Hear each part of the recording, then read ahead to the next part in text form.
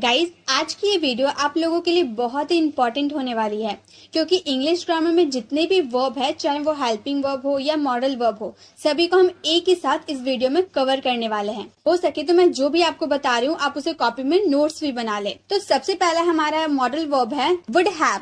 Would have का Hindi meaning होता है पास होगा या काम कर चुका होगा। सबसे पहले ये वुड होते क्या है? विल का पास्ट फॉर्म हमारा वुड होता है। विल जो हम फ्यूचर के लिए यूज करते हैं, वुड हम फ्यूचर के लिए यूज नहीं करते हैं। ठीक है, तो ये बात आप याद रखिएगा। विल का यूज आप फ्यूचर के लिए कर सकते हैं, बट वुड का यूज आप फ्यूचर के लिए नहीं कर सकते हैं। हालांकि हिंदी वाले सेंटेंस में विल में भी गागेगी आएगा और वुड में भी गागेगी आएगा, तो आपको कंफ्यूज नहीं होना। अगर आप फ्यूचर की बात कर रहे हैं कि आने वाले समय में कोई चीज पास होगा या आने वाले समय में कोई काम कर चुका होगा, ऐसे वाले सेंटेंस बोलेंगे तो उसमें हम विल हैव का यूज करेंगे।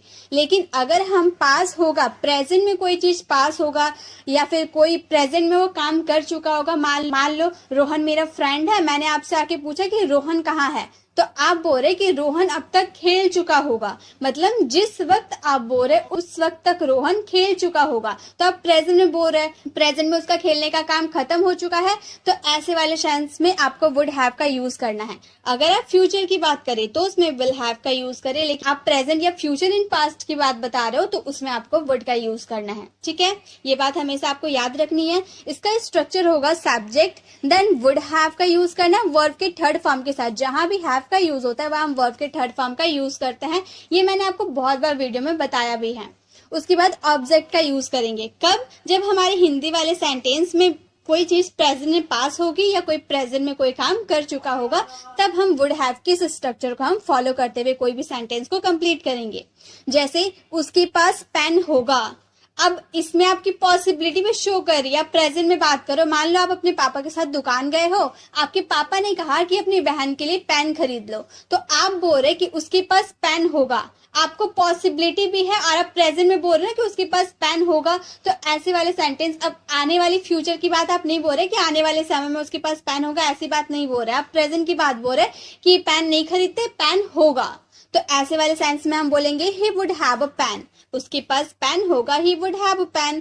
वह खेल चुका होगा, जिस वक्त आप बोल रहे हो उस वक्त तक वह खेल चुका होगा, ही वुड हैव प्लेड। अब देखिए, पास होगा, जब आपके पास कोई चीज पास होगी तो उसमें कोई एक्शन नहीं हो रहा। जैसे मेरे पास पेन है, उसके पास कार होगी, उसके पास बाइक होगी, पापा के पास स्कूटी होगी, तो ऐसे वाले सेंस में कोई काम नहीं हो रहा है। स्कूटी होना कोई काम नहीं है, कार होना कोई काम नहीं है। तो जब कोई आपके सेंटेंस में एक्शन नहीं होगा, काम नहीं होगा, तो उसमें आपको वर्ब का यूज नहीं करना। सबसे पहले आपको ही यूज करना है subject, then would have, then direct object का यूज कर देना है अगर आपके सेंटेंस में एक्शन नहीं होगा तो। लेकिन अगर आपके सेंटेंस में एक्शन हो रहा है, खेलने का, यहाँ पर वह खेल चुका होगा, खेलने का एक्शन हो रहा है ना, तो इसमें हम वर्ब का थर्ड फॉर्म का यूज करेंगे। ही वुड हैव प्लेड बोलेंगे। अगर हम बोले वह क्रिकेट खेल चुका होगा तो हम बोलेंगे he would have played cricket. ठीक है, तो क्रिकेट हमारा ऑब्जेक्ट हो जाएगा।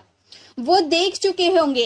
अब पहले हम ये पहचानते हैं इसमें कोई एक्शन हो रहा है या नहीं हो रहा, तो इसमें एक्शन हो रहा है, देखने का काम हो रहा है ना। वो देख चुके होंगे, दे वुड हैव सीन। जिस वक्त आप बोल रहे हो उस वक्त तक वो देख चुके होंगे, दे वुड हैव सीन।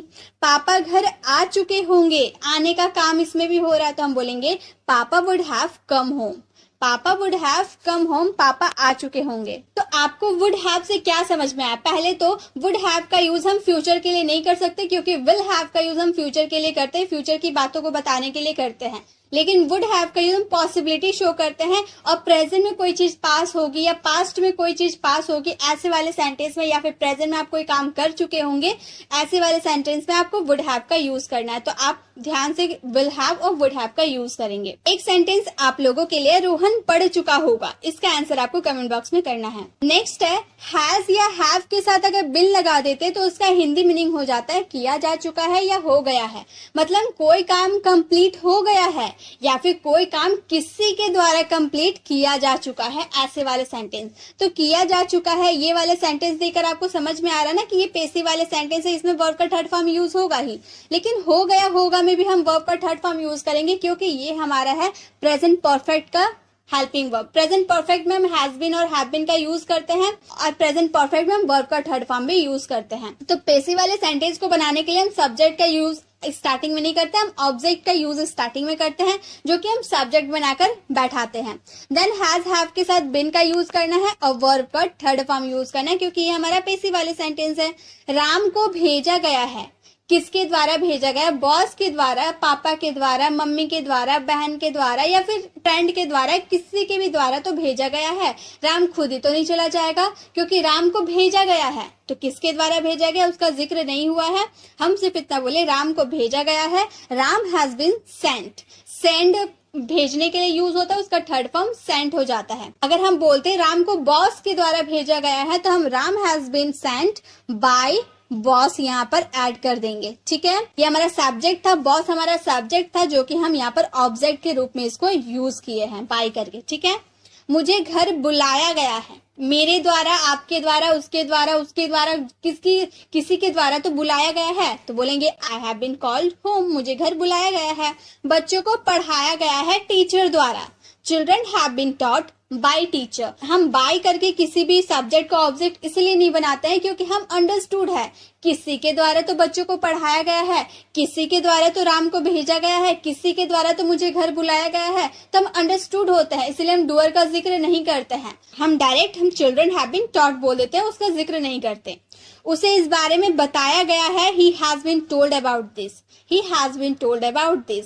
तो ये समझ में आ गया हैज बीन और हैव बीन का यूज कब करेंगे। एक सेंटेंस आप लोगों के लिए है, आपको कॉल किया गया है, इसका आंसर आपको कमेंट बॉक्स में करना है। नेक्स्ट है कुड हैव, ये हमारा मॉडल वर्ब है। कुड हैव का यूज करेंगे कर सकते थे या पास हो सकती थी कोई चीज, मतलब इसमें भी आपका एक सेंटेंस आएगा जो कि आप कोई काम कर रहे हैं, कोई एक्शन होगा आपके सेंटेंस में, तब आपको subject then could have then verb का थर्ड फॉर्म यूज करेंगे क्योंकि हैव के साथ तो वर्ब का थर्ड फॉर्म लगता है। अभी कुछ देर पहले ही मैंने आपको बताया था।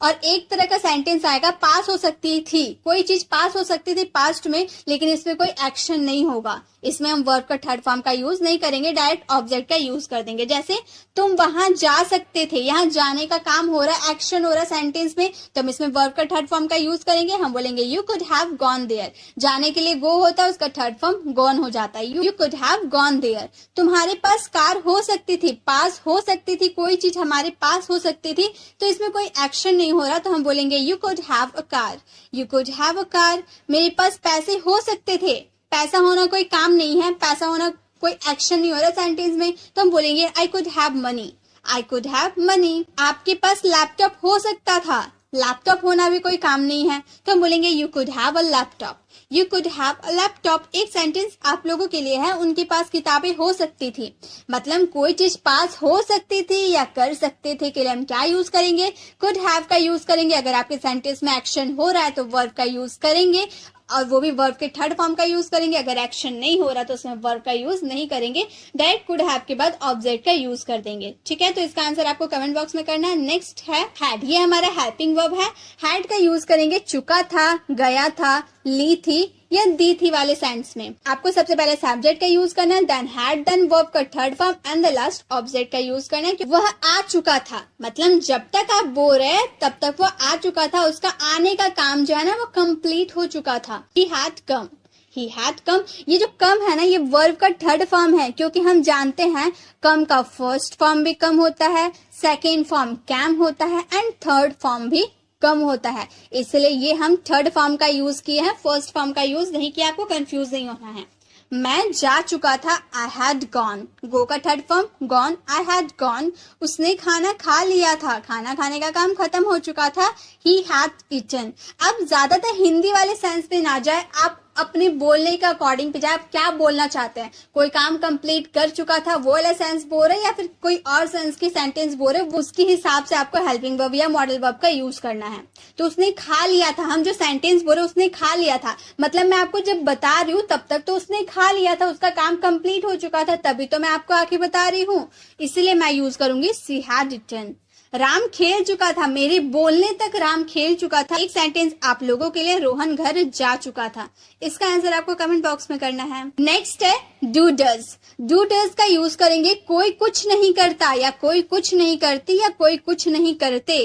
करता ता ते ती, मतलब ये हमारा प्रेजेंट इंडेफिनिट का सेंटेंस है और प्रेजेंट इंडेफिनिट के अफर्मेटिव सेंटेंस में डू डज का यूज नहीं होता, बल्कि नेगेटिव और इंट्रोगेटिव सेंटेंस में डू डज का यूज होता है। तो आपको याद रखनी है प्रेजेंट इंडेफिनिट में अफर्मेटिव सेंटेंस में डू डज का यूज नहीं होता, सिर्फ और सिर्फ नेगेटिव और इंट्रोगेटिव सेंटेंस में यूज होता है। तो हम जो भी सेंटेंस बनाएंगे वो या फिर इंट्रोगेटिव सेंटेंस होंगे या फिर नेगेटिव सेंटेंस होंगे। सबसे पहले हम सब्जेक्ट का यूज करेंगे, देन डू डज का यूज करेंगे, नॉट का यूज करेंगे क्योंकि हमारा इंट्रोगेटिव सेंटेंस रहेगा, देन वर्ब का first form and the last object. अगर आप डू डज का यूज करें तो आपको हमेशा वर्ब का फर्स्ट फॉर्म का यूज करना होगा।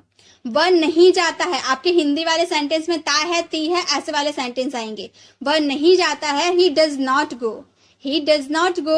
आप नहीं देखते, आप नहीं देखते, you do not watch, you do not watch. क्या वे जाते हैं, ये हमारा इंट्रोगेटिव सेंटेंस हुआ। क्या वे नहीं जाते, ये हमारा इंट्रोगेटिव नेगेटिव सेंटेंस हो गया। हम बोलेंगे do they not go, do they not go. क्या राम नहीं बोलता, इंट्रोगेटिव सेंटेंस है, तो हम बोलेंगे does Ram not speak, does Ram not speak. एक सेंटेंस आप लोगों के लिए है, आप नहीं खेलते हो। इसका आंसर आपको कमेंट बॉक्स में करना है। तो आपके हिंदी वाले सेंटेंस में का ताते तियारा यानी कि वो प्रेजेंट इंडेफिनिट का सेंटेंस है। अगर प्रेजेंट इंडेफिनिट का अफर्मेटिव सेंटेंस रहा तो उसमें हम सब्जेक्ट के बाद डायरेक्ट वर्ब का फर्स्ट फॉर्म का यूज करते हैं। अगर थर्ड पर्सन सिंगुलर रहा तो वर्ब के फर्स्ट फॉर्म में एस या ईएस ऐड करते हैं। लेकिन अगर प्रेजेंट इंडेफिनिट का नेगेटिव या इंट्रोगेटिव सेंटेंस रहा तो उसमें हम डू डज का यूज करते हैं वर्ब के फर्स्ट फॉर्म के साथ। ठीक है, क्लियर। नेक्स्ट है अबाउट टू। अबाउट टू का यूज करेंगे करने वाले हैं, मतलब कोई काम होने वाला, एग्जाम आने वाला है, हम जाने वाले, हम खेलने वाले हैं, वह खाना बनाने वाले हैं। मतलब अभी कोई काम हुआ नहीं है लेकिन वो होने वाला है, उसके लिए हम अबाउट टू का यूज करेंगे। स्ट्रक्चर है सबसे पहले subject, then helping verb. Helping verb आपका कुछ भी हो सकता है, चाहे वो प्रेजेंट का भी हो सकता है, पास्ट का भी हो सकता है, कोई सा भी सेंटेंस हो सकता है, उसके अकॉर्डिंग आपको हेल्पिंग वर्ब का यूज करना है सब्जेक्ट को देखते हुए। देन अबाउट टू का यूज करना है, वर्ब का फर्स्ट फॉर्म का यूज करना है और लास्ट में ऑब्जेक्ट यूज करना है। मैं आने वाला हूं, अभी आया नहीं हूं, मैं आने वाला हूं। तो पहले ये हमारा प्रेजेंट का सेंटेंस है तो इसमें इज एम आर का यूज करेंगे। हम बोलेंगे I am about to come, I am about to come. वह खेलने वाला है, अभी खेला नहीं, वो खेलने वाला, ये भी हमारा प्रेजेंट का सेंटेंस है तो बोलेंगे he is about to play, he is about to play. तुम जाने वाले हो, या फिर अगर हम यहाँ पर हो ना बोलकर हम थे का यूज करते हैं, तुम जाने वाले थे तो हम बोलते हैं यू वर, यहाँ पे वर का यूज कर देंगे। You were about to go, you were about to go. वह सोने वाला है, he is about to sleep. अगर हम बोलते वह सोने वाला था, यहाँ पे हम पास्ट की बात करते, वो सोने वाला था, तो यहाँ पर हम वॉज का यूज कर देते, बोलते he was about to sleep. बाकी सेंटेंस में कोई चेंज नहीं होगा, सिर्फ हेल्पिंग वर्ब में आपका चेंज होगा, वो भी टेंस और सब्जेक्ट के अकॉर्डिंग। एक सेंटेंस आप लोगों के लिए, आप देखने वाले हो, इसका आंसर आपको कमेंट बॉक्स में करना है। तो अबाउट टू का यूज करते कोई काम होने वाला है ऐसे वाले सेंस में। ठीक है, नेक्स्ट है हैविंग टू। हैविंग टू का यूज तो हम बहुत करते हैं, पड़ रहा है, मतलब आप कोई काम करना नहीं चाहते लेकिन फिर भी वो काम करना पड़ रहा है। मान लो आप पढ़ रहे हो, मैं उसी वक्त आपको कॉल करके मैं आपसे पूछूंगी कि आप क्या कर रहे हो, तो आप बोलोगे मुझे पढ़ना पड़ रहा है। मैं खेलने के लिए घर से बाहर निकल रहा था, मम्मी ने मुझे देख लिया, मम्मी ने मुझे डांटा, तो मुझे अभी पढ़ना पड़ रहा है। आप पढ़ना नहीं चाहते थे, आप उस वक्त खेलना चाहते थे, लेकिन आपकी मम्मी ने आपको डांटा, इसीलिए आप पढ़ने के लिए बैठे। तो आप उस समय बोल रहे हो कि मुझे पढ़ना पड़ रहा, मजबूरी में पढ़ना पड़ रहा है, तो उसमें हम हैविंग टू का यूज करेंगे। इसका स्ट्रक्चर होगा सब्जेक्ट, उसके बाद हेल्पिंग वर्ब। यहाँ भी आपका हेल्पिंग वर्ब प्रेजेंट या पास्ट के अकॉर्डिंग लगेगा, टेंस और सब्जेक्ट के अकॉर्डिंग आपका हेल्पिंग वर्ब चेंज हो जाएगा। देन हैविंग टू का यूज कीजिएगा, वर्ब का first form and the last object. ठीक है, जैसे मुझे पढ़ना पड़ रहा है, अब मैंने आपको बताया ना, मैं पढ़ना बिल्कुल नहीं चाहती लेकिन मुझे पढ़ना पड़ रहा है। I am having to study, I am having to study, मुझे पढ़ना पड़ रहा है। उसे खेलना पड़ रहा है, वो उसके साथ खेलना नहीं चाहता लेकिन उसे खेलना पड़ रहा है। He is having to play, ये हमारा प्रेजेंट का सेंटेंस था इसलिए हम इज एम आर का यूज कर रहे हैं। He is having to play. तुमको खाना पड़ रहा था, अब था का बात कर दी, यानी कि ये पास्ट वाला सेंटेंस हो गया। तो यू, तुमको के लिए यू के साथ वर्ड लगता है, you were having to eat, you were having to eat, तुमको खाना पड़ रहा था। उसे देखना पड़ रहा था, उसे के लिए ही का यूज करेंगे, ही थर्ड पर्सन सिंगुलर है इसलिए वॉज का यूज करेंगे। He was having to see, he was having to see, उसे देखना पड़ रहा था। एक सेंटेंस आप लोगों के लिए है, आपको बोलना पड़ रहा है, इसका आंसर आपको कमेंट बॉक्स में करना है। तो कोई काम आपको मजबूरी में करना पड़ रहा है या कोई काम आपको मजबूरी में करना पड़ रहा था, पास्ट या प्रेजेंट की बात करें तो उसमें हैविंग टू का यूज करें, और अगर आप प्रेजेंट की बात करें तो आप सब्जेक्ट के अकॉर्डिंग अपने हेल्पिंग वर्ब को चेंज कर दे। अगर पास्ट की बात करें तो भी सब्जेक्ट के अकॉर्डिंग आप अपनी हेल्पिंग वर्ब को चेंज कर सकते हैं, बाकी सेंटेंस में कोई चेंजेस नहीं आएगा। ठीक है, नेक्स्ट है कैन बी। ये हमारा मॉडल वर्ब है, कैन बी का यूज करते हो सकते हैं, मतलब कैन की पॉसिबिलिटी थोड़ी हाई होती है। जैसे मुझसे आके किसी ने पूछा कि रोहन क्या कर रहा है, तो मैं बोलूंगी रोहन अभी बिजी हो सकता है, मतलब मुझे थोड़ी हाई पॉसिबिलिटी है कि रोहन का भी पढ़ने का टाइम है तो रोहन पढ़ने में बिजी होगा। तो मैं आपको बता रही हूँ कि रोहन अभी बिजी हो सकता है क्योंकि उसकी एग्जाम आने वाली है, वो पढ़ने के लिए बैठा है तो वो बिजी हो सकता है।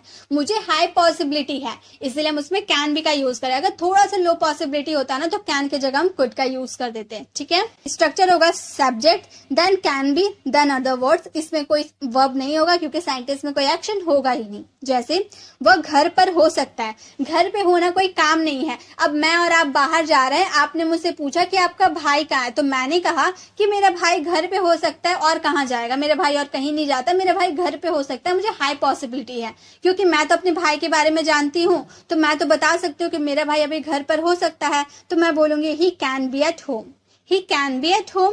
मम्मी रसोई में हो सकती है, मम्मी का रसोई में होने का टाइम है तो मम्मी रसोई में हो सकती, mummy can be in kitchen, mummy can be in kitchen. मेरा भाई स्कूल में हो सकता है, स्कूल का टाइमिंग है तो मेरा भाई स्कूल में हो सकता है। My brother can be in the school, यहाँ पर इन द स्कूल का यूज होगा guys, my brother can be in the school. Papa office में हो सकते हैं, papa can be in the office, papa can be in the office. एक sentence आप लोगों के लिए, वो बिजी हो सकता है, इसकी हाई पॉसिबिलिटी है वो बिजी हो सकता है, इसका आंसर आपको कमेंट बॉक्स में करना है। नेक्स्ट है शुड बी। शुड बी का यूज करेंगे होना चाहिए या रहा होना चाहिए। सबसे पहले शुड बी का यूज मैंने आपको बार बार बताया कि सब्जेक्ट को कुछ होना चाहिए, जैसे सब्जेक्ट आप हो, आपको टीचर होना चाहिए, आपको स्टूडेंट होना चाहिए, आपको एक अच्छा इंसान होना चाहिए। तो ऐसे सब्जेक्ट को कुछ होना चाहिए या सब्जेक्ट को कहीं होना चाहिए, आपको दिल्ली में होना चाहिए, आपको घर में होना चाहिए, आपको स्कूल में होना चाहिए। तो आप जब भी सब्जेक्ट को कहीं होने या कुछ होने की बात करेंगे तो उसमें शुड बी का यूज करेंगे। या फिर सब्जेक्ट को कुछ कर रहा होना चाहिए, सब्जेक्ट को खेल रहा होना चाहिए, सब्जेक्ट को पढ़ रहा होना चाहिए। तो जो भी आप सब्जेक्ट को कुछ होने या कहीं होने या कुछ कर रहा होना चाहिए, ऐसे वाले सेंस में आपको शुड बी का यूज करना है। सबसे पहले subject, then should be, then other words. अगर आपके सेंटेंस में एक्शन होगा, वर्ब में आईएनजी लगाएंगे क्योंकि रहा होना चाहिए, हम बोल रहे हैं ना कोई काम कंटिन्यू कर रहा होना चाहिए, यानी कि वर्ब का फोर्थ फॉर्म लगेगा। अगर आपके सेंटेंस में कोई एक्शन नहीं होगा तो उसमें वर्ब का यूज नहीं होगा, डायरेक्ट अदर वर्ड्स लगा दीजिएगा। जैसे उसे घर पर होना चाहिए, घर पे होना कोई काम नहीं है तो हम बोलेंगे he should be at home, he should be at home, उसे घर पर होना चाहिए। मुझे खेल रहा होना चाहिए, खेलने का काम हो रहा है तो इसमें हम वर्ब का फोर्थ फॉर्म का यूज करेंगे। खेलने के लिए प्ले, प्ले में आईएनजी ऐड कर देंगे, प्लेइंग हो जाएगा। बोलेंगे आई शुड बी प्लेइंग, मुझे खेल रहा होना चाहिए, I should be playing.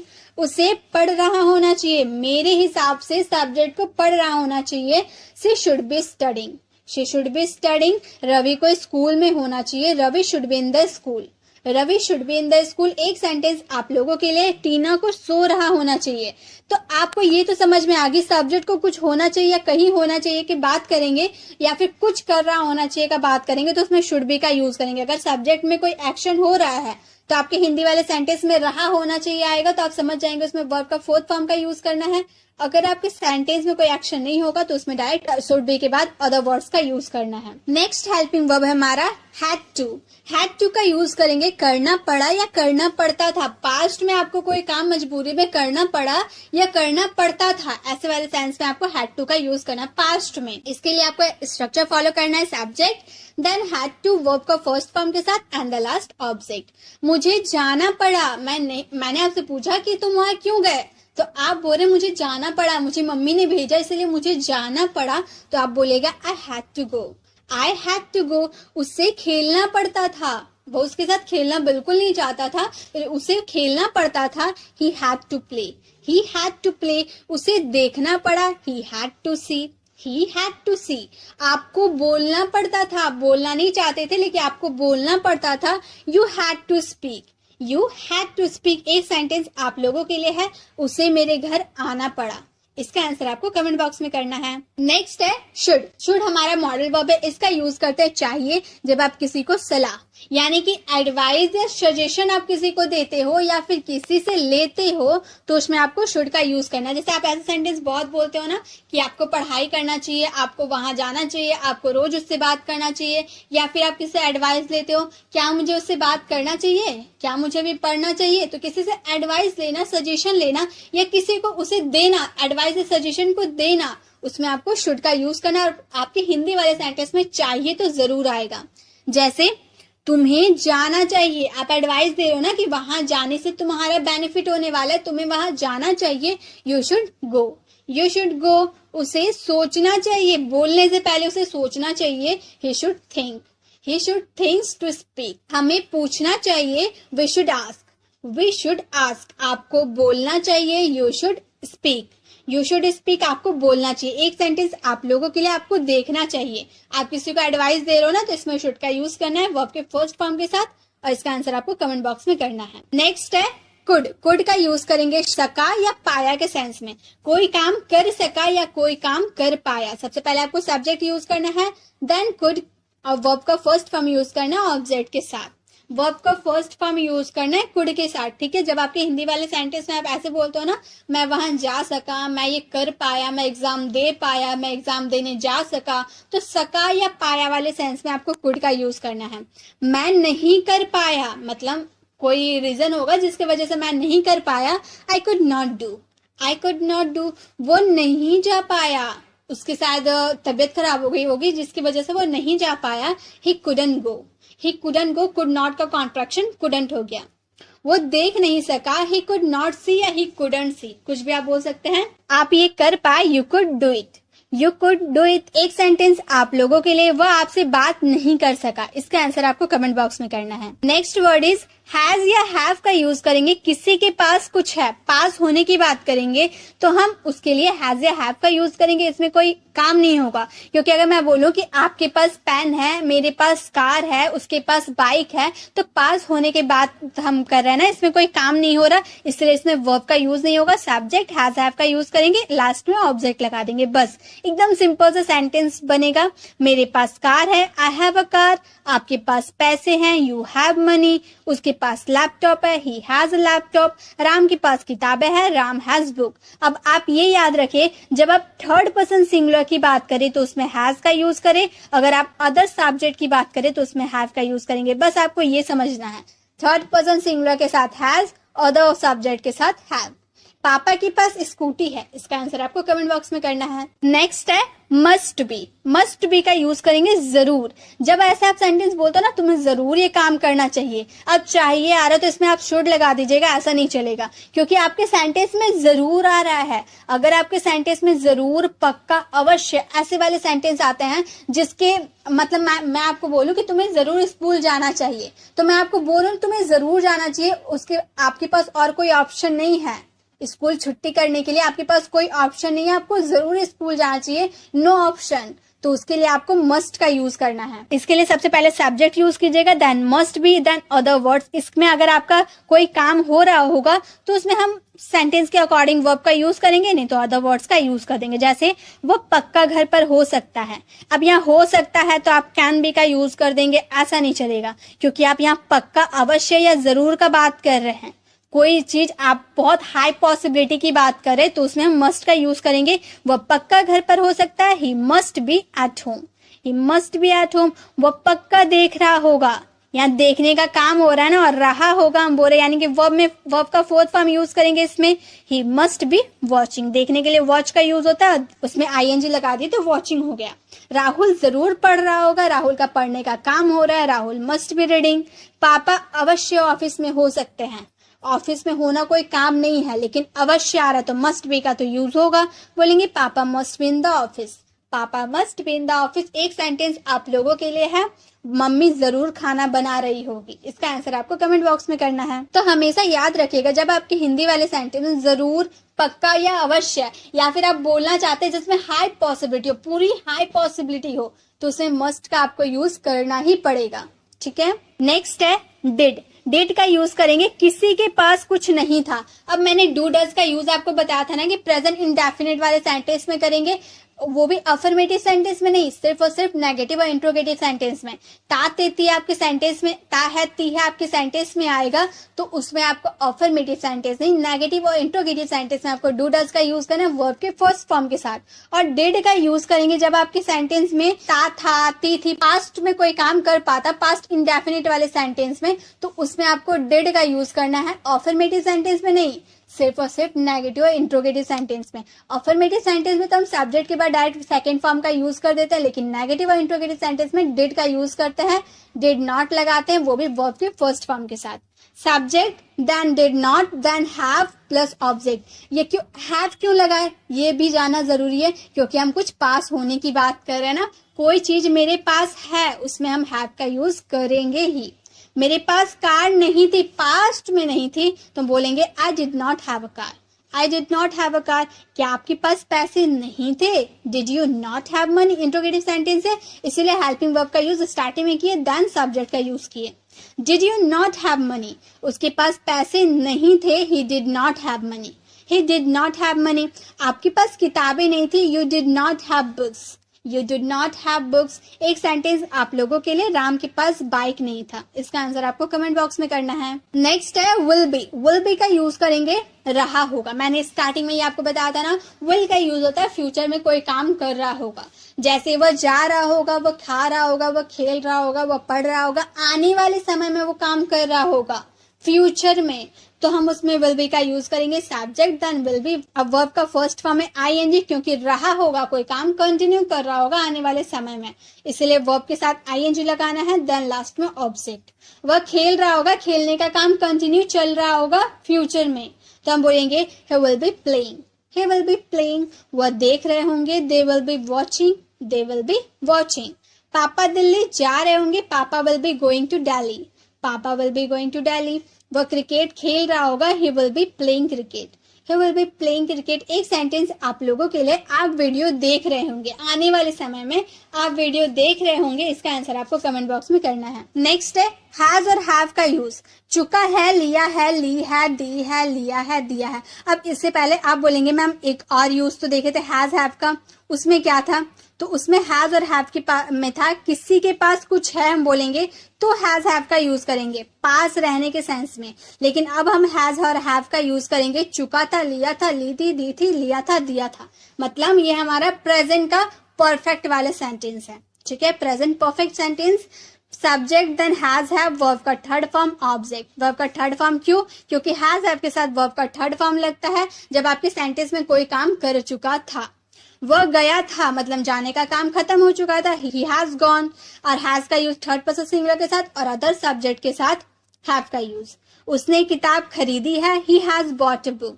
he has bought a book। उसने पैसे दे दिए हैं, he has given money। he has given money। वह घर आ चुका है, he has come। he has come। एक सेंटेंस आप लोगों के लिए, वह खाना खा लिया था, खाना खाने का काम फिनिश हो चुका था। इसका आंसर आपको कमेंट बॉक्स में करना है। नेक्स्ट है कैन। कैन का यूज करेंगे सकता है वाले सेंस में, कोई काम कर सकता है, किसी की एबिलिटी, किसी की एबिलिटी, क्षमता के बारे में बात करें कि भाई तुम ये काम कर सकते हो, तुम दौड़ सकते हो, तुम लिख सकते हो, तुम बोल सकते हो, तुम पढ़ाई कर सकते हो, तुम्हारे अंदर ये एबिलिटी है, क्षमता है कि तुम ये काम कर सकते हो, तो उसमें हम कैन का यूज करेंगे। सब्जेक्ट देन कैन, वर्ब का first form and the last object. वह कर सकता है, उसके अंदर ये एबिलिटी है करने की, वह कर सकता है, ही कैन डू। हम आ सकते हैं, हमारे अंदर एबिलिटी है आने की, we can come, we can come. वो देख सकता है, ही कैन वॉच। आप चल सकते हो, आपके अंदर ये एबिलिटी है, चलने की एबिलिटी है, you can walk, you can walk. एक सेंटेंस आप लोगों के लिए, वो बोल सकती है। इसका आंसर आपको कमेंट बॉक्स में करना है। Next and the last modal verb है मे हैव का यूज करेंगे शायद होगा वाला सेंस में। मतलब आप ऐसे सेंटेंस बोलते हो ना जिसमें आपको पॉसिबिलिटी 50% की होती है। शायद वो देख रहा होगा, शायद वो तुमसे बात कर रहा होगा, शायद उसके पास बुक होगा। ऐसे वाले सेंटेंस में कोई काम कर पास होगा या फिर कोई काम कर रहा होगा, शायद पॉसिबिलिटी 50% की होगी, तो उसमें मे हैव का यूज करेंगे। Subject then may have, verb का third form and the last object. इसमें भी सेम रूल, अगर आपके सेंटेंस में एक्शन हो रहा है तो वर्ब का थर्ड फॉर्म यूज कीजिए, अगर नहीं हो रहा तो मत कीजिए, डायरेक्ट ऑब्जेक्ट का यूज कर दीजिए। जैसे उसके पास शायद कार होगी, इसमें कोई एक्शन नहीं हो रहा, कार होना कोई एक्शन नहीं है, तो हम बोलेंगे he may have a car.